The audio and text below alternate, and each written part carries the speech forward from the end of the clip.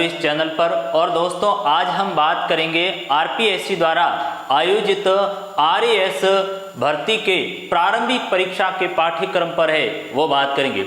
दोस्तों आरपीएससी जो हमारा आरएएस का एग्जाम करवाती है और उसमें विशेष रूप से राजस्थान इतिहास कला संस्कृति का जो भाग रहता है उसके संपूर्ण सिलेबस के बारे में है वो आज हम जानकारी आपको है वो बताने का काम करेंगे। साथ ही साथ पूरा विश्लेषण करेंगे कि साहब किस टॉपिक से है वो कितने प्रश्न पूछे जाते हैं और विगत वर्षों के दौरान भी है वो आरपीएससी ने किस टॉपिक से है वो कहां से प्रश्न पूछने का है वो कार्य किया। साथ ही साथ क्या होता है कि किसी भी परीक्षा की जो तैयारी करें उसमें प्रारंभिक जो प्रश्न पत्र होते हैं वो सबसे महत्वपूर्ण होते हैं जो पिछले पूर्व में हुए थे और उसमें पूर्व के प्रश्नों को सभी को समेटेंगे। 1995 से लेकर के 2021 की समय अवधि तक जो भी पेपर हुए हैं और उसमें राजस्थान का जो पोर्शन रहा है इतिहास और कला संस्कृति का उस पर है वो बात करेंगे। तो सभी है वो मेरे साथ जुड़ जाइए और हम सिलेबस की है वो बात करेंगे। जैसे कि आपको जानकारी है कि हमारे जो एग्जाम राजस्थान राज्य एवं अधीनस्थ संयुक्त प्रतियोगी परीक्षा के नाम से जो पेपर हुआ था और ये 2021 के अंदर एग्जाम हुआ था। आपको ये जानकारी है कि साहब प्रीलिम्स का जो पेपर होता है प्रारंभिक परीक्षा का ये पेपर 200 अंकों का है वो पेपर होता है जिसके अंदर तकरीबन 150 हमारे प्रश्न होते हैं और उन 150 प्रश्न में अलग अलग भाग है अलग अलग विषयों का है वो विभाजन किया गया है।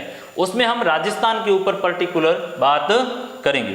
तो प्रारंभिक परीक्षा में है वो एक प्रश्न पत्र होता है जैसा सभी को जानकारी है और ये ऑब्जेक्टिव वस्तुनिष्ठ है वो पेपर हमारे होता है। 200 अंक भार है वो इस पेपर का होता है। साथ ही ये भी कहा गया कि जो प्रारंभिक परीक्षा है वो केवल स्क्रीनिंग टेस्ट मात्र है, उसमें छंटनी ही करनी होती है जबकि इसकी है वो कोई मार्किंग हमारे जुड़ती नहीं है। और इस प्रश्न का स्तर मान भी है वो ग्रेजुएशन की डिग्री के लेवल का रखा गया है, ग्रेजुएशन लेवल का है वो प्रश्न पत्र हमारे बढ़ता है। ऐसे अभ्यर्थी जो मुख्य परीक्षा में प्रवेश के लिए अहरित घोषित किए गए हो प्रारंभिक परीक्षा में प्राप्त अंकों का उनको अंतिम योग्यता क्रम अवधारित करने के लिए संगठित नहीं किया जाएगा, यानी जो मेरिट बनेगी फाइनली उसमें प्रीलिम्स की नहीं होगी। क्यों? क्योंकि केवल और केवल ये क्या है स्क्रीनिंग टेस्ट मात्र है। एक ही प्रश्न पत्र होता है प्रीलिम्स में, सामान्य ज्ञान और सामान्य विज्ञान के प्रश्न पूछे जाएंगे, 200 अंक और 3 घंटे की हमारे समय अवधि होगी। साथ ही कहा गया है कि प्रश्न बहुविकल्पीय होंगे, ए बी सी डी 4 विकल्प हमारे दिए जाते हैं, सभी प्रश्न समान अंक स्तर होता है और साथ ही साथ ऋणात्मक अंकन भी है वो किया जाता है। 1/3 अंक आपके काटे जाएंगे यदि है वो कोई व्यक्ति गलत करता है तो उस स्थिति के अंदर। अब यहाँ पर आप देखिए राजस्थान इतिहास एवं कला संस्कृति के ऊपर है वो हम बात करेंगे चूंकि हमारा विषय ये रहता है तो इस पर है वो हमारी चर्चा होगी।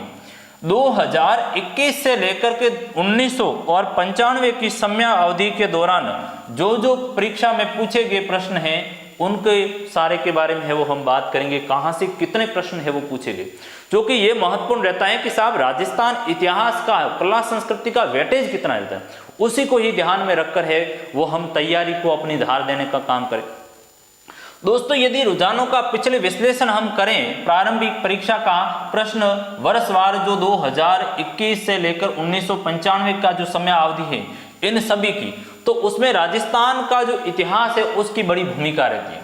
राजस्थान के इतिहास की हमेशा है वो बड़ी भूमिका रही है, इतिहास और कला संस्कृति, इतिहास हो चाहे कला और संस्कृति हो। इसके बिना है वो आरएएस की परीक्षा में हम है वो जा नहीं सकते, इसलिए हमारा ये सबसे महत्वपूर्ण पार्ट होता है। दूसरी बात यहाँ पर जो बताई गई है विगत वर्षवार की 2021 में यदि बात की जाए तो 2021 की समय अवधि में राजस्थान का जो भाग था 2021 में वो आपके 15 प्रश्न यहाँ से है वो पूछे गए थे। 15 प्रश्न 2021 में आए। फिर आगे मैं टॉपिक दर टॉपिक भी बात करूंगा किस टॉपिक से कितने प्रश्न है वो आए और कहां से है वो प्रश्न पुटअप हमारा होता है। फिर 2018 में भी हमारे 15 प्रश्न आने का है वो कार्य किया, यानी इसका मतलब ये हुआ कि साहब जो 15 प्रश्न 18 में भी आए, यहाँ भी आए और अन्य जो पिछला 95 से लेकर यदि देखा जाए तो हम 2016 की बात करें 2016 में भी हमारे है वो 15 प्रश्न है। 15 प्रश्नों का लगभग हमारा रहता है एक स्तर। फिर 2013 का जो 15 में पेपर हुआ वहां पर 8 जाकर प्रश्न आए। फिर 2013 दौसा में एक जो पहले पेपर लीक हुआ था और उसके बाद में हुआ, उस समय 10 प्रश्न आए। 2013 में 11 प्रश्न आए राजस्थान इतिहास और कला संस्कृति से। 2012 में 17 प्रश्न आए। 2010 में है वो हमारे 8-9 प्रश्न आए। 2008 में भी 10 प्रश्न आए। 17 में हमारे 18 प्रश्न आए। 2003 में 13 आए। 2002 में 17 प्रश्न आए। 1999 में है वो 9 प्रश्न है। 98 में 12 है और 1996 में 17 है। 95 में है वो 6 है। तो एक मोटा जो हमें इस तरह एक आइडिया वो लगा वो ये है कि साहब 10 से 15 प्रश्न का औसत स्तर आरपीएससी ने हमेशा ही राजस्थान के इतिहास और कला संस्कृति से प्रश्न पूछे गए हैं। तो एक मोटा आइडिया हमें ये ध्यान में रखना है कि 15 के आसपास तो प्रश्न हमारे राजस्थान के इतिहास और कला संस्कृति से आएंगे। तो ये बात महत्वपूर्ण हो जाती है। 1995 से लेकर 2021 का आंकड़ा आया, 6 से लेकर 17, 12 और उससे होते हुए 15 तक आया। लेटेस्ट 2021 में भी, 18 में भी और 16 में भी 15 प्रश्न पूछे गए हैं।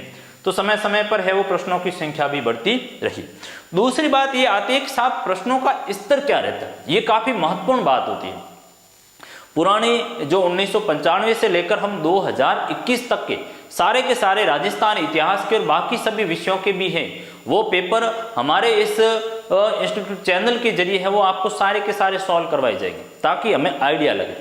उस समय भी आपको पता चलेगा। यहाँ पर जो एक चीज निकल कर आई जो हमारे ये 2021 के और उन प्रश्नों की आई, तो राजस्थान इतिहास और कला संस्कृति है, इनमें कठिनाई का जो स्तर रहा है वो बेसिक रूप से 11% है वो कठिनाई का स्तर रहा है। यानी बड़ा स्तर, कठिनाई ज्यादा मैटर नहीं कर रही है, बल्कि मैटर कर रहा है क्या, यहाँ पर आप देखिए मध्यम पोर्शन होता है वो ज्यादा भूमिका निभा रहा है और सरल पोर्शन यानी 49%, यानी इन दोनों के ऊपर तो हमें है वो मजबूती से कार्य करना है। क्योंकि कभी कभी क्या होता है कि हम परीक्षा में देखते हैं, एग्जाम देकर आते हैं कि साहब सरल प्रश्न था बट मेरे तो गलत हो गया, ये बहुत आसान था पर मेरे गलत हो गया। आसान प्रश्न गलत होना है वो ठीक बात नहीं होती, उसमें हम पिछड़ जाते हैं। और कठिन प्रश्न तो वैसे रूप से सभी के हैं वो मोटे यही होते हैं। ऐसे प्रश्न होते हैं परीक्षा के अंदर, हर परीक्षा में 5-10 प्रश्न जो कठिन लेवल के होते हैं, और वहां हम यदि दिमाग लड़ाकर खराब करें तो सारा ही खून खराबा हो जाता है। इसलिए हमें देखना यही है, ये जो बड़ा पोर्शन रहता है इन पर भी काम करना है और इसके ऊपर भी हम लोग मजबूती से कार्य करेंगे।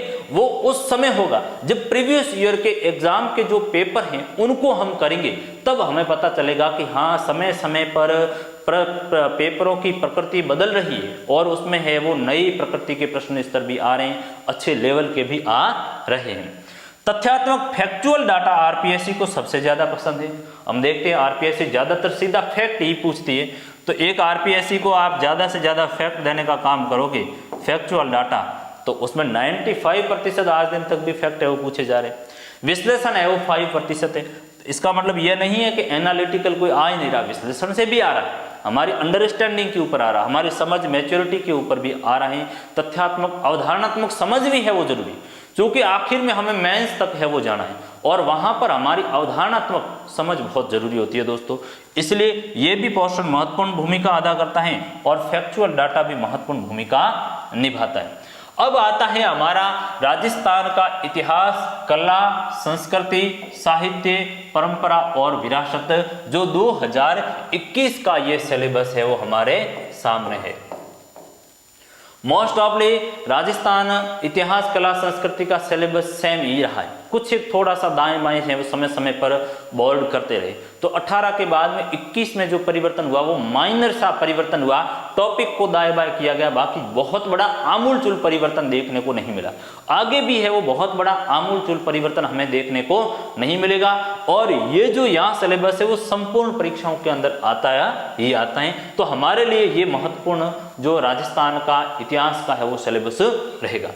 दोस्तों राजस्थान के इतिहास की यदि सिलेबस की हम लोग बात करें तो उसमें हमारा नाम आता है राजस्थान के प्राग ऐतिहासिक स्थल, यानी राजस्थान में जो इतिहास का प्रारंभिक कालखंड माना जाता है वहां से है वो हिस्ट्री की शुरुआत होती है। चूंकि हम देखते हैं कि इतिहास का जो विभाजन किया गया, जैसे इंडियन हिस्ट्री का देखते हैं, प्राचीन भारत है, मध्यकालीन भारत है और आधुनिक भारत है, 3 भागों में। उस तरह से है वो राजस्थान के इतिहास का भी विभाजन किया गया, प्राचीन भारत, मध्यकालीन और आधुनिक भारत। प्रारंभिक जो इतिहास है वो पाषाण काल से शुरू माना जाता है। इतिहास का भी विभाजन वैश्विक रूप से 3 भागों में, एक प्राक इतिहास आता है जिसको प्रागैतिहासिक कालखंड कहा जाता है। इतिहास का वो कालखंड जिसके बारे में लिखित साहित्य प्राप्त नहीं होते, वो प्राक इतिहास है, आगे हम बात करेंगे डिटेल से। दूसरा आद्य इतिहास, इतिहास का वह कालखंड जिसमें लिखित साहित्य तो प्राप्त हुआ बट उसको हम पढ़ नहीं पाए, जैसे आप देख लीजिए हड़प्पा की है वो बात कर लेंगे। फिर इतिहास का वो कालखंड जहां लिखित साहित्य भी अपार मात्रा मिलता है भरपूर, जिसको पढ़ भी पाए हैं, पुरातात्विक है, वो ऐतिहासिक कालखंड है और वो वैश्विक रूप से 6ठी सदी से लेकर के माना है वो जाता है। तो उस मायने में है वो राजस्थान का भी भाग प्राचीन भी है, मध्यकालीन भी है और मॉडर्न भी है, तीनों पार्ट हमारे सामने आते हैं। प्राक ऐतिहासिक स्थल पुरा पाषाण काल से लेकर ताम्र पाषाण काल और कांस्य युग तक है वो यहां से पूछा जाएगा। फिर ऐतिहासिक कालखंड दूसरा महत्वपूर्ण जो हमारे टॉपिक रहता है, जिसमें ऐतिहासिक राजस्थान यानी राजस्थान में जो इतिहास का प्रारंभ है सिस्टमेटिक हो रहा है। ये तो प्राक इतिहास है जिस समय लिखित साक्ष्य वगैरह है वो नहीं प्राप्त होते हैं, लिखित साहित्य नहीं होता, बाकी हमें पुरातात्विक सोर्स है वो प्राप्त होते हैं, जिसके अलग अलग केंद्र हमारे है वो रहे, चाहे कुराड़ा नागौर रहने का काम हो, चाहे जाखनिया रहने का काम हो, अलग अलग है वो केंद्र रहे, उस पर हम बात अभी करेंगे। प्रारंभिक ईस्वी काल तक के महत्वपूर्ण ऐतिहासिक जो केंद्र है उसके ऊपर बात की गई। प्राचीन राजस्थान में समाज, धर्म एवं संस्कृति के बारे में बात की गई। ये तो ऊपर इतिहास था, अब ये उस समय के सामाजिक जीवन, धर्म, दर्शन की है वो क्या स्थिति रही उसके ऊपर बात होगी। फिर तीसरा महत्वपूर्ण आता है प्रमुख राजवंशों के महत्वपूर्ण शासकों की राजनीतिक स्थितियां क्या रही और सांस्कृतिक उपलब्धियां हैं वो क्या रही, ये सबसे महत्वपूर्ण बात है।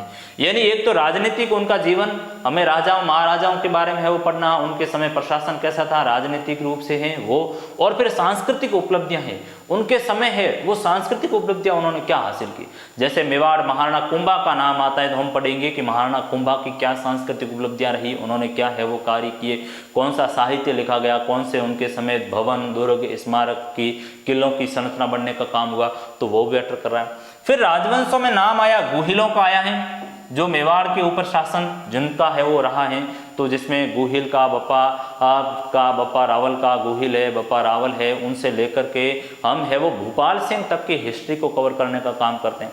फिर इसमें मोटे मोटे पात्र लिए जाएंगे, जिसमें महाराणा सांगा के बारे में प्रश्न हमारा आता है, महाराणा कुंभा की सांस्कृतिक उपलब्धियां आती हैं, महाराणा प्रतापकालीन जो मुगल राजपूत संबंधों में वहां पर भी इसका अध्ययन है वो किया जाता है, प्रतापकालीन सांस्कृतिक उपलब्धियां क्या रही वो भी है वो अध्ययन किया जाता है। तो गुहिल है। फिर गुर्जर पटियारों की है वो बात हम करेंगे, गुर्जर पटियारों का हमारा जालोर है, भीनमाल है, ये बड़ा केंद्र रहा था, ओशिया है वो गुर्जर पटियारों का बड़ा केंद्र रहा, उन पर भी है वो बात होगी। फिर चौहानों की, चौहान सांबर के चौहानों की बात करेंगे और अजमेर के चौहानों की है वो बात करेंगे, जालोर के सोनगरा चौहानों की है वो बात करेंगे, आबू के है वो चौहान, देवड़ा सिरोही के देवड़ा चौहानों की बात करेंगे, वो भी है वो बात होगी। फिर परमारों की, आबू के परमारों की बात होगी, जोधपुर के राठौड़ों की बात होगी, बीकानेर के राठौड़ों की बात होगी और मेवाड़ के जो सिसोदिया हैं उनकी भी बात होगी। गुहिल और सिसोदिया, बाद में पहले गुहिल आते फिर सिसोदिया आता है, अमीर सिसोदा के नाम पर फिर सिसोदिया राजवंश है वो कहलाया।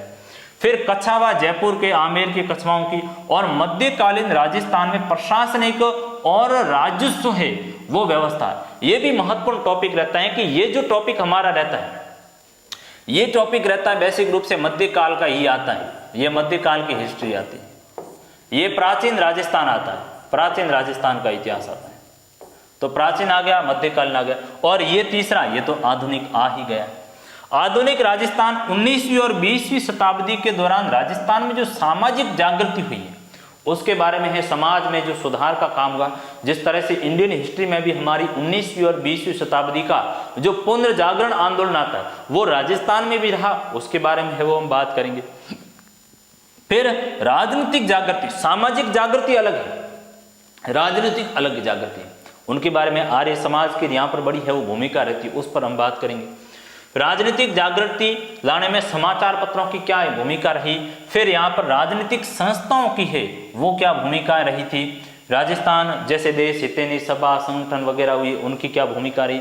20वीं शताब्दी के दौरान जनजातियों के जो आंदोलन होते हैं और किसानों के आंदोलन होने का काम हो, चाहे बिजोलिया होने का काम हो, चाहे बेंगू हो, चित्तौड़ हो, शेखावाटी हो, सारे के सारे। और 20वीं शताब्दी के दौरान देशी रियासतों में जो प्रजामंडल आंदोलन शुरू हुआ, उसके ऊपर भी बात होगी। राजस्थान आखिर में जाकर 1 नवंबर 1956 को जो एकीकरण भी हमारा होता है, वहां तक हमें है वो बात को लेकर जाना। यानी आप बात समझ रहे हो, इतिहास क्रम में चल रहा है। इतिहास घटना दर घटना क्रमिक रूप से, पहले आया हमने इतिहास के बारे में जानकारी, फिर समाज जाना प्राचीन भारत का, फिर आप निकल यहाँ आए मध्यकाल में, राजनीतिक भी जाना, सांस्कृतिक भी जाना, प्रशासन भी जाना, राजस्व रेवेन्यू के बारे में है भी हमने जाना, फिर आधुनिक आ गया। आधुनिक में है 19वीं और 20वीं शताब्दी में समाज में रिफॉर्म क्या हुए, राजनीतिक रूप से क्या हुए, जनजातियों के आंदोलन हुए, किसानों के है वो आंदोलन होने का काम हुआ, संस्थाएं आई और देशी रियासतों प्रजा आंदोलन तक की बात हुई, और आखिर में 1 नवंबर 1956 तक एकीकरण तक का पूरा घटनाक्रम हम इसके अंदर लेंगे। यानी 19वीं 20वीं शताब्दी से लेकर के 1956 तक का जो कालखंड रहा, यहां तक हम बात करेंगे, पूरा का पूरा ये 2 सदियों का। फिर यहां से शुरुआत हमारी होती है, वो होती है कला संस्कृति की। कला संस्कृति की, कला संस्कृति, ये तो इतिहास है, प्राचीन राजस्थान का इतिहास, मध्यकालीन और आधुनिक राजस्थान का इतिहास, प्राचीन, मध्यकालीन और आधुनिक। और ये क्या है, ये राजस्थान की कला और संस्कृति हो जाएगी। राजस्थान की कला यानी राजस्थान की वास्तु परंपरा को देखेंगे, जिसमें मंदिरों की बात करेंगे, भवन है, स्मारक है, किले हैं, वे आ जाएंगे। मंदिर आएंगे, किले हैं, महल है, मानव निर्मित जो जलीय संरचना है, चाहे बावड़ियां हो, चाहे तालाब हो। फिर चित्रकला की बात करेंगे, विभिन्न शैलियां रही, अलग अलग स्कूलों की बात करेंगे, हस्तशिल्प। फिर प्रदर्शन कला है, जो कि कला के अलग अलग रूप है, वह चाहे ललित कला हो सकती है, या संगीत कला हो सकती है, या वास्तु स्थापत्य कला हो सकती है, इसलिए प्रदर्शन कला दी है यहाँ पर। और प्रदर्शन कला में शास्त्रीय संगीत दिया है, क्लासिकल जो सॉन्ग है उनके बारे में है, क्लासिकल डांस है, लोक संगीत है राजस्थान का, और वाद्य यंत्र कौन कौन से रहे, लोक नृत्य कौन से रहे, नाट्य कौन से रहे। फिर भाषा और साहित्य के बारे में, जिसमें राजस्थानी भाषा का है वो पृष्ठभूमि क्या रही, राजस्थानी भाषा का वंश वृक्ष के बारे में बात करेंगे, राजस्थानी भाषा की अलग अलग बोलियां है वो रही। फिर साहित्य है, संस्थाएं हैं, उनके ऊपर हमारी बात होगी सारी की सारी इसमें।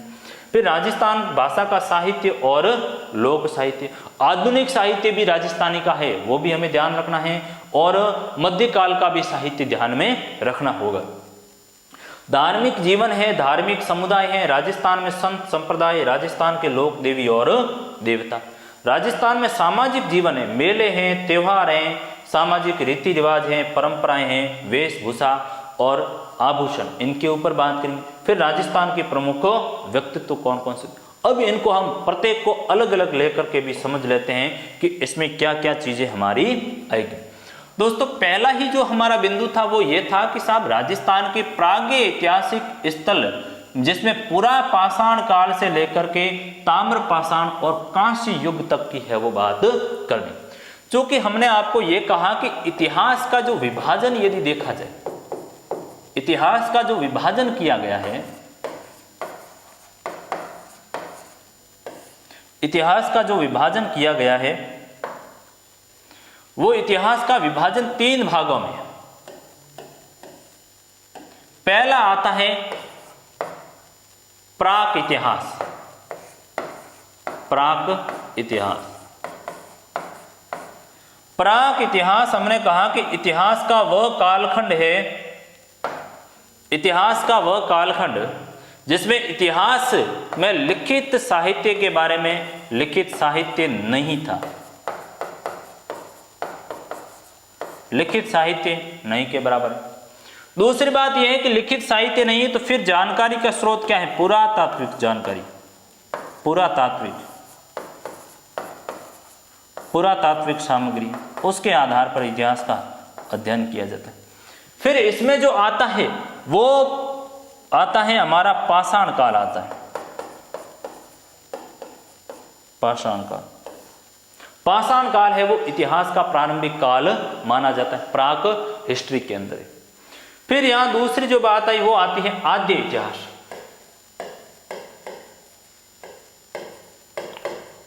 आदि इतिहास, इतिहास का वह कालखंड जिसमें है वो लिखित साहित्य तो मिला हमें, लेकिन उसकी अध्ययन है वो नहीं कर पाए, उनकी लिपि को नहीं समझ पाए। जैसे आप हड़प्पा को देख लो, हड़प्पा की भावचित्रात्मक लिपि है जिसका अध्ययन हम कर पाए नहीं कि क्या लिखा हुआ। तो आदि इतिहास। फिर आता है ऐतिहासिक कालखंड, यानी जहां से इतिहास विस्तृत रूप से हमारे सामने आता है, रिटन फॉर्म में, लिखित रूप में आता है, लिखित साहित्य आता है जिसका हम अध्ययन कर पाए, उसके बारे में। अब आपका जो टॉपिक इसमें जो दिया हुआ है वो ये दिया गया है कि साहब प्राक इतिहास से शुरुआत करना। प्राक इतिहास में यदि देखा जाए तो हमने कहा कि आपकी शुरुआत यहां पाषाण काल से होगी। कहां से होगी?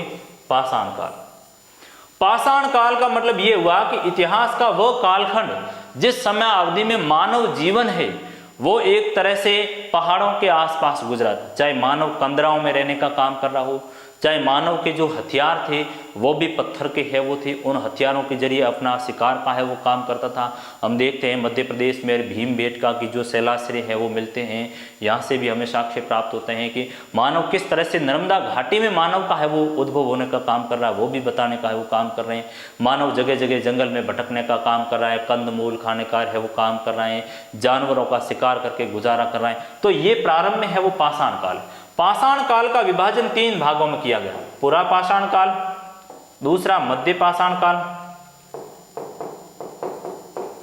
मध्य पाषाण काल, और तीसरा आता है वो नवपाषाण काल। नवपाषाण काल आपके पूछा गया है कि पुरा पाषाण काल से है वो शुरुआत हमें करनी है। पुरा पाषाण काल की यदि बात करें तो पुराड़ा हमारे स्थान आता है, जाखनिया आता है,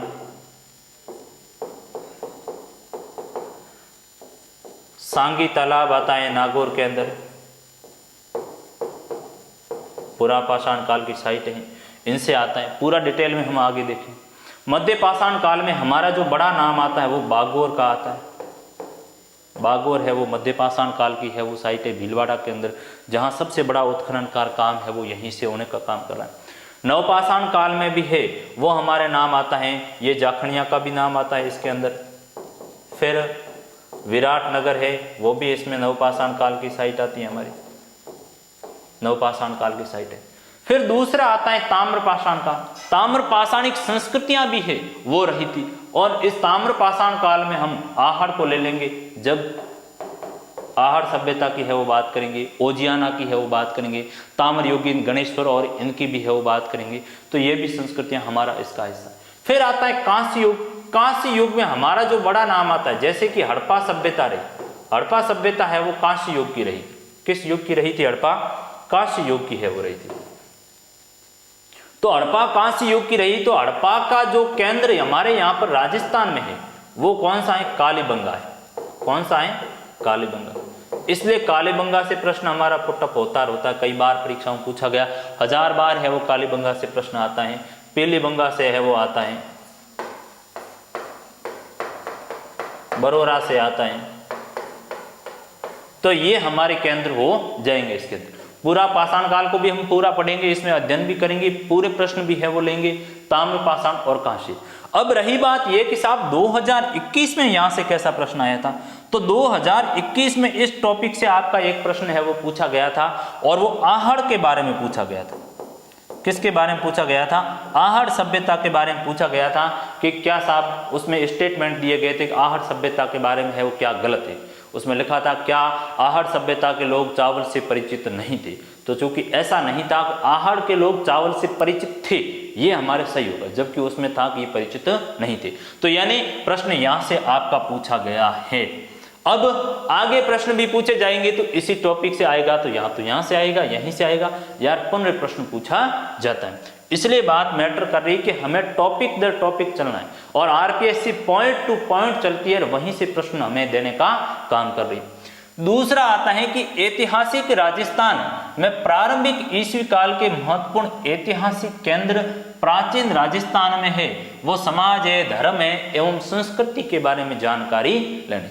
अब पहले जो हमने देखा था प्रागैतिहासिक ऐतिहासिक कालखंड, प्रागैतिहासिक काल, प्रागैतिहासिक काल ये तो हो गया था एक तरह से, इतिहास के बारे में है वो जानकारी प्राप्त हुई, किस उस समय की है वो क्या स्थिति रही थी, कौन से केंद्र मिले वो जानकारी है, सभ्यता के स्थलों के बारे में जानकारी।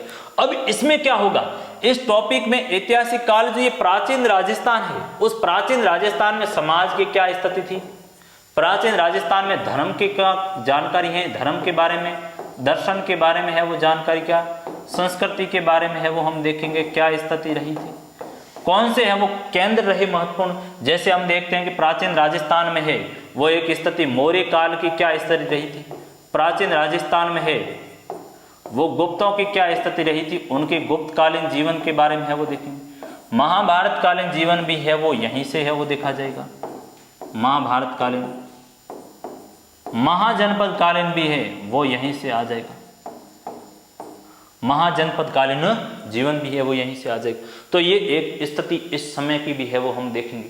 पहला हमारा महाभारत कालीन आ जाएगा, फिर महाजनपद काल आ जाएगा, फिर हमारा मौर्य काल आएगा और फिर गुप्त काल आएगा। ये एक क्रम हमारा सामने निकल करके आएगा, उनको सीक्वेंस से है वो हमें पढ़ना होगा, तो ये चीज निकल कर आएगी। इसके बारे में है वो हमें यहाँ से अध्ययन करना पड़ेगा। क्योंकि हम देखते हैं कि प्रारंभिक जीवन किस तरह से पनपा, वैदिक सभ्यता की, उसमें हड़प्पा तक की तो बात आ जाएगी, फिर यहीं से 6ठी शताब्दी का पूरा कालखंड इसमें है वो लिया जाएगा। राजस्थान में है वो मौर्यों के बारे में, गुप्तों के बारे में उनके से प्रश्न पूछा जाएगा। यहाँ से जो प्रश्न पूछा गया था पिछली बार इंडियन हिस्ट्री से रिलेटेड करके पूछा गया था, लेकिन वो प्रश्न इस राजस्थान के इस टॉपिक में भी पकड़ करता है। वो पकड़ ये करता है कि एक प्रश्न पूछा था कि एक बयाना के अंदर जो विजय स्तंभ था वो किस कालखंड का, बयाना कहां पर है, भरतपुर के अंदर है, और वहां पर जो विजय स्तंभ है उसके बारे में है वो प्रश्न पूछा गया था। अब वो प्रश्न इंडियन हिस्ट्री में भी कवर करता है गुप्त काल में, और वो प्रश्न राजस्थान की हिस्ट्री में भी कवर करता है। इसलिए यहां से जो प्रश्न आया था वो बयाना के विजय स्तंभ के बारे में है वो प्रश्न आया।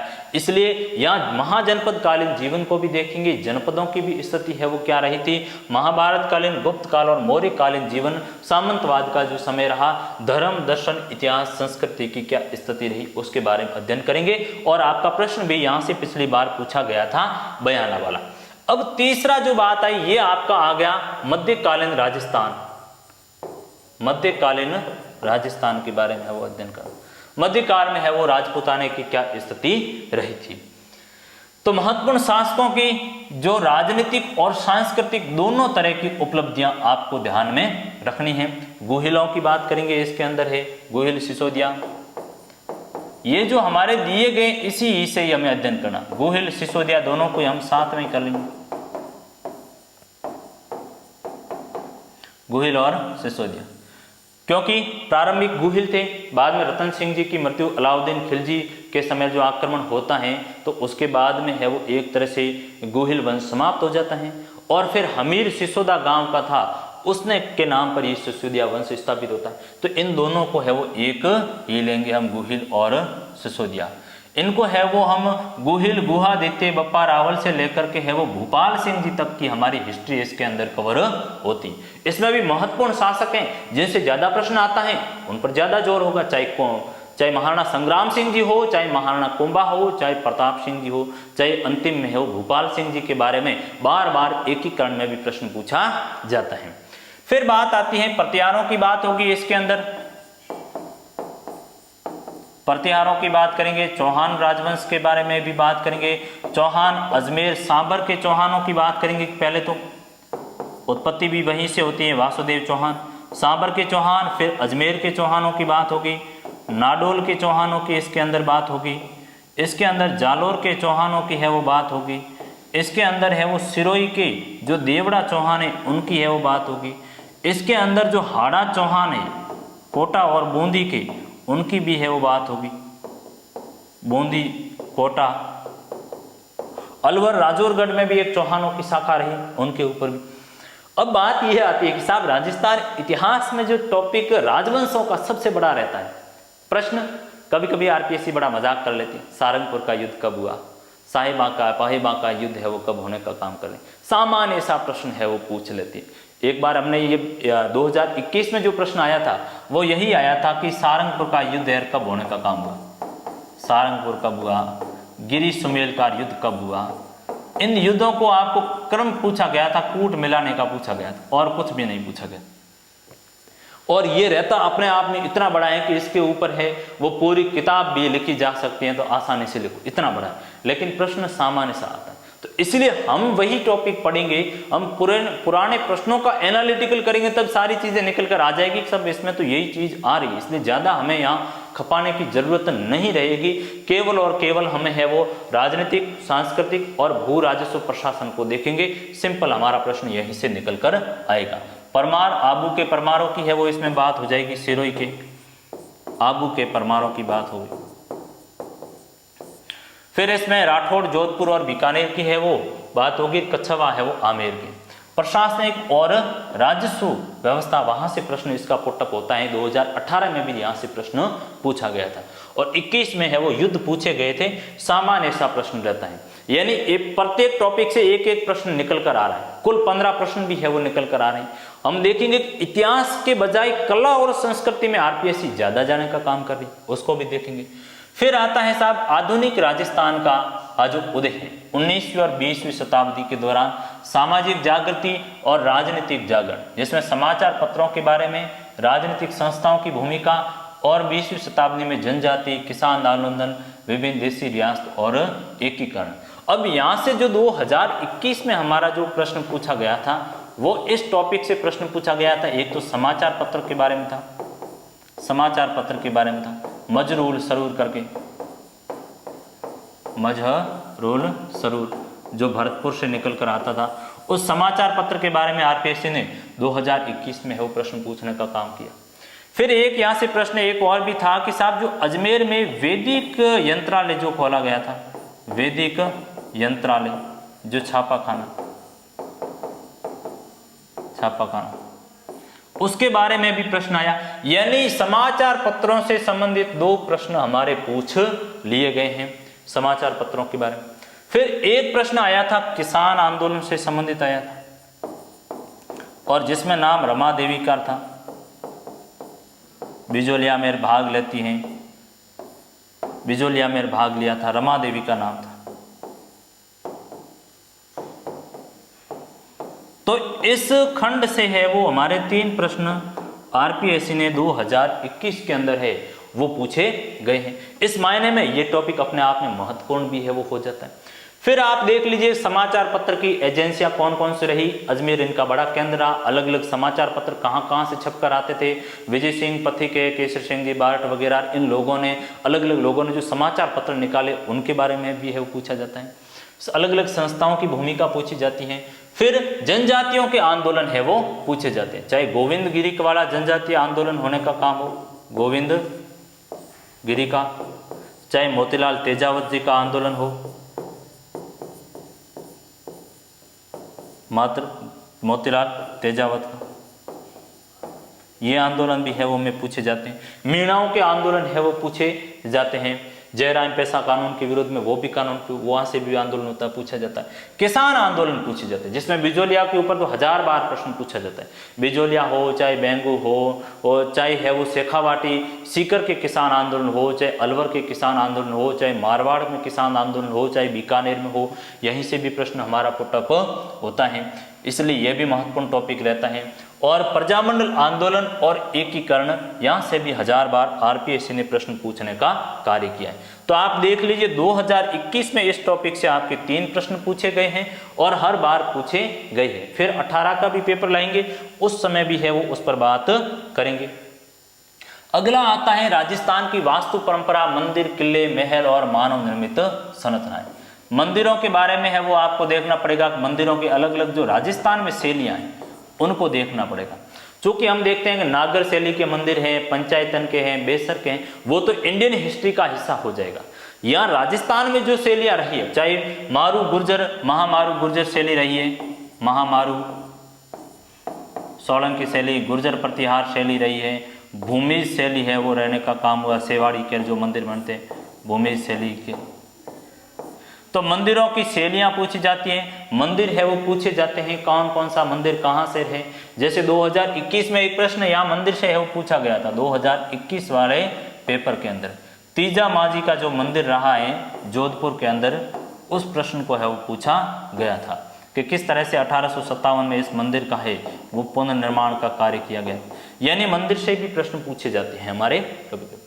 किलों से 2021 में प्रश्न नहीं था, लेकिन आरपीएससी यहाँ से भी प्रश्न बार बार पूछते हैं। चाहे यूनेस्को की हेरिटेज साइट में जो किले हैं उनसे भी है वो प्रश्न पूछे जाते हैं, किलों के प्रकार है वो पूछे जाते हैं, और कौन से किले हैं, किलों की विशेषताएं हैं वो भी पूछी जाती हैं। अलग अलग सारे के सारे किलों का प्रकार और किलों के बारे में व्यक्तिगत भी, जोधपुर है, मेहरानगढ़ है तो मेहरानगढ़ के बारे में पूरी जानकारी।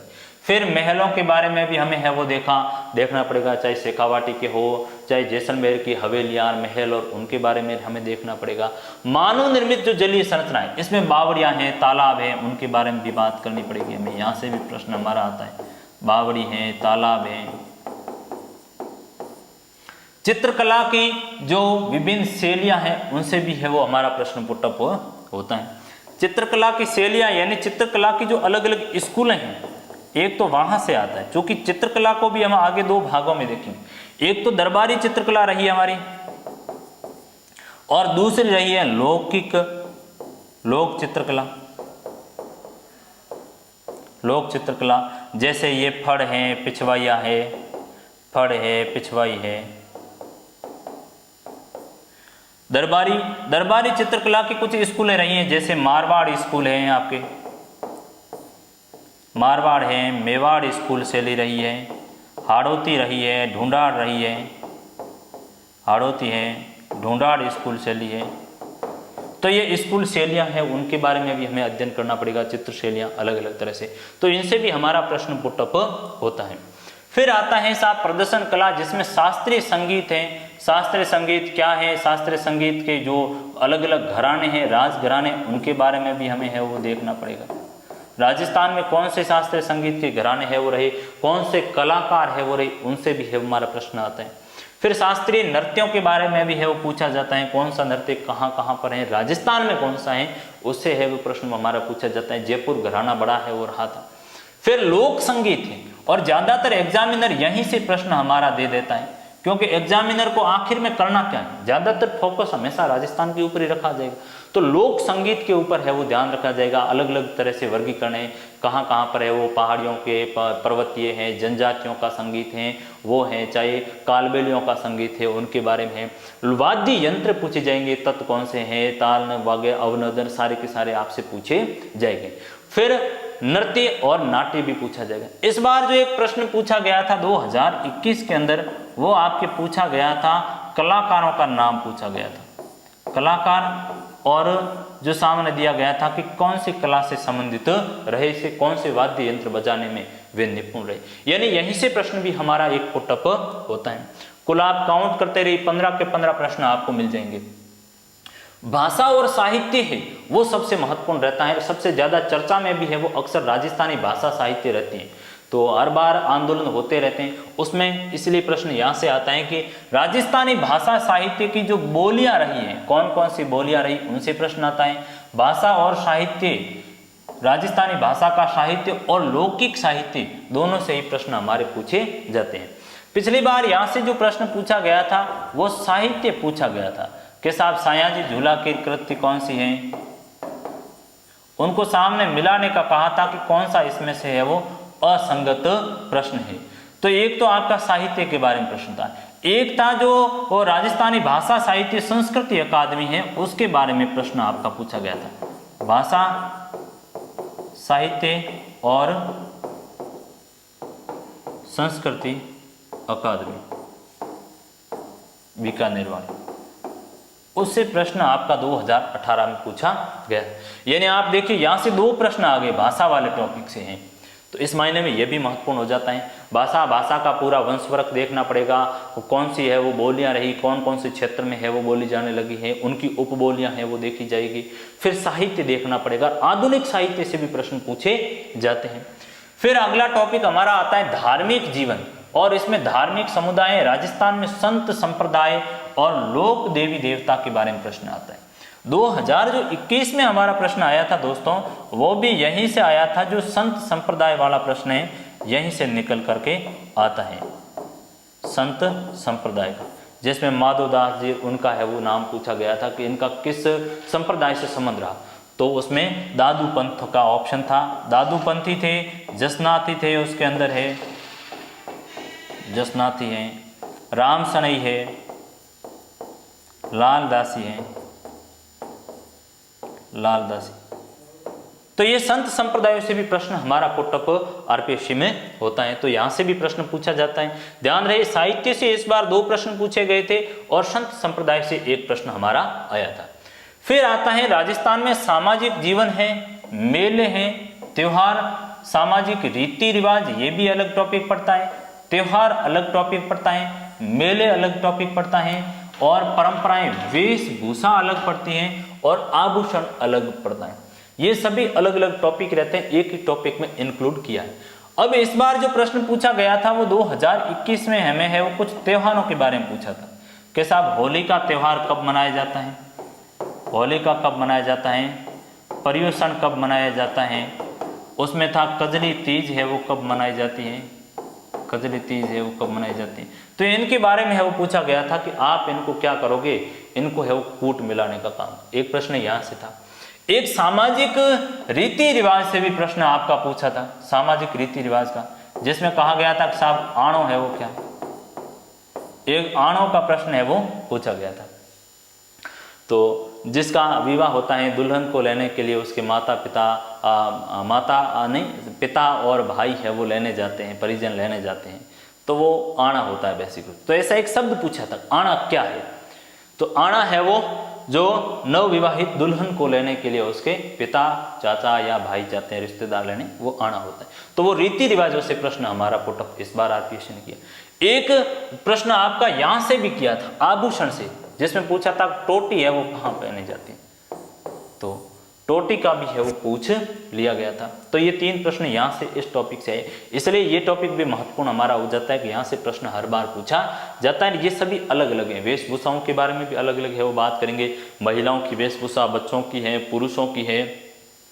फिर आभूषण है वो महिलाओं के अलग अलग आभूषण हैं, सिर से नख तक है वो महिलाएं श्रृंगार करती हैं, तो उनके बारे में है वो बात करनी पड़ेगी। सामाजिक रीति रिवाज है, परंपराएं हैं, उनको है वो विशेष ध्यान रखना पड़ेगा, क्योंकि आखिर में जो काम करना है वो समाज के लिए करना पड़ता है। तो समाज के बारे में सामान्य जानकारी भी है वो एक प्रशासनिक अधिकारियों से है वो डिमांड रहती ही है, तो इस मायने में भी ये महत्वपूर्ण हो जाता है।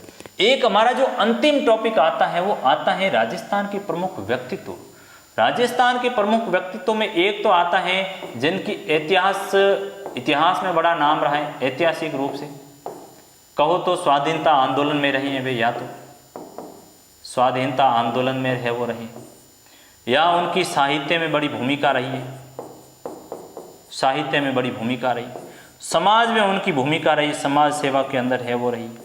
पिछली बार 18 में विजयदान जी देथा से पूछा गया था प्रश्न, स्वाधीनता आंदोलन में जो हमारे नेता रहे उनसे पूछा गया, या वे जो जैसे मेजर शैतान सिंह जी के बारे में भी एक बार प्रश्न है वो पूछा गया था छोटी परीक्षाओं के अंदर।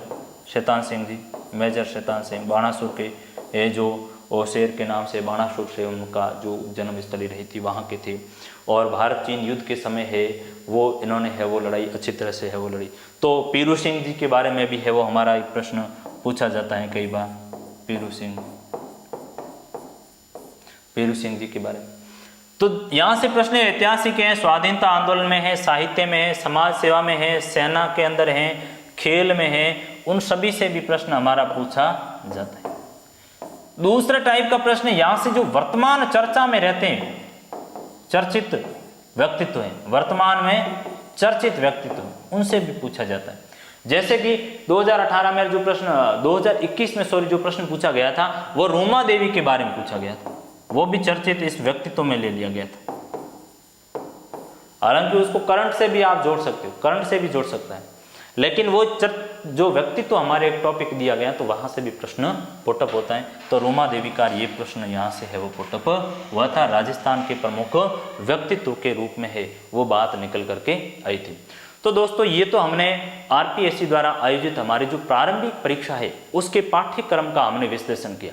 हमने ये भी देखा कि 1995 से लेकर 2021 तक है वो कैसे प्रश्न है वो पूछे गए हैं, क्या कठिनाई का स्तर रहा उनको भी है वो देखा गया, और टॉपिक दर टॉपिक कौन से कितने प्रश्न पूछे गए उनको भी देखा। 2021 में 15 के आसपास हैं, 18 में भी 15 पूछे गए थे, 16 में भी है वो 15 पूछे गए थे।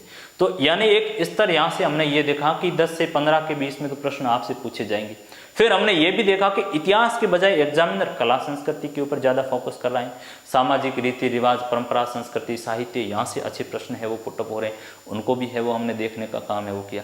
और आगे है वो हम अन्य जो महत्वपूर्ण राजस्थान के जो प्रश्न आए हुए हैं विगतवार, उनको है वो लेकर आपके सामने आएंगे और सभी विषयों का भी है वो इस तरह से विश्लेषण किया जाएगा। तो आप सभी जुड़े रहिए साथ में और ज़्यादा से ज़्यादा लोगों को जोड़िए। Thank you very much.